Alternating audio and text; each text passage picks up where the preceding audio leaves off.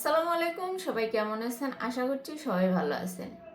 একটা জিনিস খেয়াল করেন যে বেশি দিন না, কিছু বছর আগেও পাত্রী দেখতে গেলে চুল দেখা হতো, মেয়েটা রান্না বান্না পারে কিনা এটা দেখা হতো, মেয়েটা হাঁটতে পারে কিনা, হাঁটা কেমন পারে সেটাও দেখা হইতো, দাঁত দেখা হইতো। এখন বর্তমান যুগে কি দেখা হয়?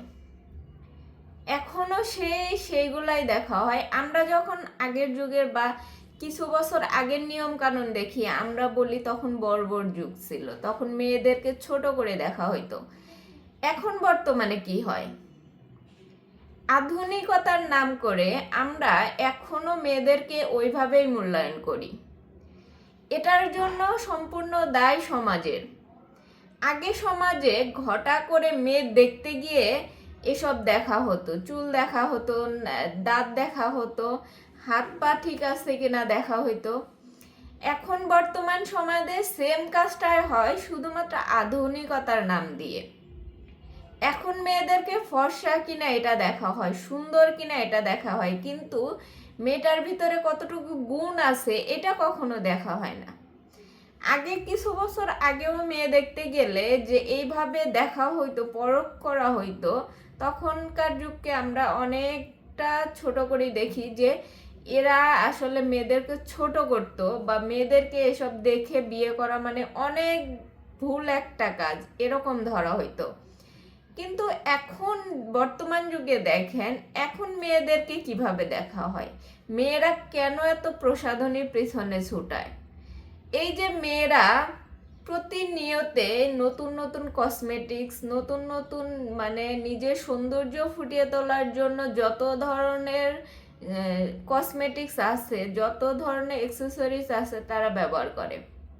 এবং বর্তমানে এটা খুবই প্রচলিত যে একটা মেয়ে, সে তার পারিবারিক শিক্ষা বা প্রাতিষ্ঠানিক শিক্ষা থাকুক বা না থাকুক, সেই মেয়েটা যদি সুন্দর হয়, একটু স্টাইলিশ হয়, একটু মেকআপ করে বা একটু সাদা চামড়ার হয়, তাহলে সেই মেয়ের পিছনে ছেলেদের লাইন লেগে থাকে। এবং ছেলেরাও এরকম ধরনের মেয়েই বাছাই করে যাদের বাহ্যিক সৌন্দর্যটা বেশি, যারা একটু স্মার্ট ভাবে চলে, মানে তথাকথিত এখন বর্তমান যুগের যে স্মার্টনেস আছে সেটা নিয়ে চলে।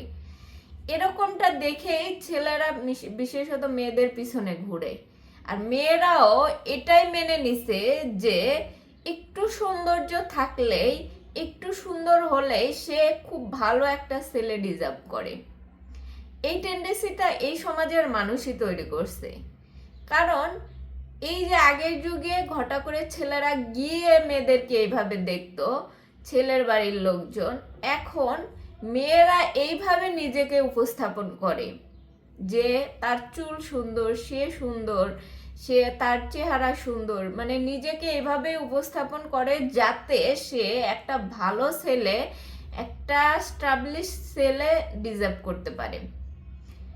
এই যে টেন্ডেন্সি, এগুলা কিন্তু সেম ক্যাটাগরিরই, শুধুমাত্র এই যে যুগের কারণে, শুধুমাত্র এই যে যুগ পরিবর্তন হওয়ার কারণে এটার নাম পাল্টে বা কিছু পরিবর্তন হয়ে সেই আগের সেম জায়গাটাই আছে।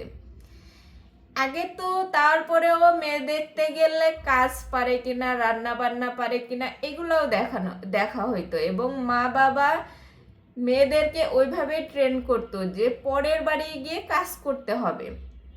আর বর্তমান যুগে মায়েরা চিন্তা করে মেয়ে যত সুন্দর হবে মেয়েকে তত ভালো জায়গায় বিয়ে দিতে পারবো। আগের যুগে মানুষ সৌন্দর্যের সাথে তারা কাজটাও শিখাইতো, এখন সৌন্দর্যের সাথে শুধু সৌন্দর্য কেমন সুন্দরভাবে থাকা যাবে, সৌন্দর্য কিভাবে প্রকাশ করা যাবে এটাই শেখানো হয়। এই জন্যই মেয়েদের এখন বর্তমানে যে পরিস্থিতি, যে ডিভোর্সের সংখ্যা বেশি বা পরকীয়ার সংখ্যাটা বেশি, আমি আমি মনে করি এর বেশিরভাগ দায় হচ্ছে এই যে সৌন্দর্য প্রদর্শিতা, নিজের সৌন্দর্য প্রদর্শন করা, এই জিনিসটাকে দায় বেশি করি। কারণ হইতেছে আপনি যত আপনার সৌন্দর্য অপরজনকে দেখাবেন, তত অন্য মানুষ আপনার দিকে আকৃষ্ট হবে, এবং তারপরে গিয়ে এই যে পরকীয়া, এই যে অন্য মানুষ আমাকে পছন্দ করতেছে, তারপরে গিয়ে হাজবেন্ড ভাল লাগে না, তারপরে গিয়ে বউ ভাল লাগে না, তখন গিয়ে ডিভোর্সের সংখ্যাটা বেশি হয়ে যায়। এই যে সৌন্দর্য প্রকাশের কারণে কত ধরনের সমাজের মধ্যে কত রকম কি ঘটতেছে, এটা সবারই কম বেশি জানা আছে, হয়তো উপলব্ধি এক একজন এক একভাবে করতেছে। এই জন্যই মেয়েদেরকে আপনারা গুণ দেখে বাছাই করুন। শুধু সৌন্দর্য দেখে এই যে মেয়েদেরকে বাছাই করা, এটাই হচ্ছে সমাজের মানুষের মধ্যে একটা ভুল প্রচার, যে সৌন্দর্য দেখে বিয়ে করবে, তারপরে গিয়ে এই মেয়েটা সৌন্দর্য যখন প্রকাশ করতেই থাকবে তখন দেখা যাবে অন্যজনের যখন ভালো লেগে যায়, এই মেয়েটার কাছে তো তখন অপশন থাকে অনেক, কারণ সে সুন্দর, সে তার সৌন্দর্য দেখাইতে পারতেছে। তো তার কাছে যখন অপশন বেশি থাকে তখন তার হাজবেন্ড ভাল লাগবে না, তার অন্যদিকে মন চলে যাবে, তখন ডিভোর্সের সংখ্যা, এই যে পারিবারিক কলহ, এগুলা বেশি হয়ে যায়। এটা নিয়ে কে কতখানি মাথা ঘামায় আমি জানি না, তবে এই যে বর্তমানে যে সৌন্দর্যের প্রতিযোগিতা চলতেছে, যদি মানুষ এতটা সৌন্দর্যের দিকে না ঝুঁকে যদি গুণের দিকে ঝুঁকতো, যে মেয়েদের গুণ দেখে পছন্দ করা, মেয়েদের কতখানি ভালো গুণ আছে সেগুলা দেখে পছন্দ করত, তাহলে মেয়েরা এত প্রসাধনীর পিছনে ছুটতো না, এত এই যে কসমেটিক্সের পিছনে ছুটতো না। তারা গিয়ে নিজের ভালো করার জন্য নিজের চর্চাটা করতো, যে কিভাবে ভালো থাকা যায়। প্রাতিষ্ঠানিক শিক্ষা হোক বা অন্য কোনো শিক্ষা হোক, সে ভালো শিক্ষাটা নেওয়ার চেষ্টা করত, বইয়ের দোকানে ভিড় করত, কসমেটিকের দোকানে ভিড় করত না। তো আপনাদের বলবো যে শুধু সৌন্দর্য দেখে পাগল হয়েন না, মানুষের গুণ দেখেন আগে।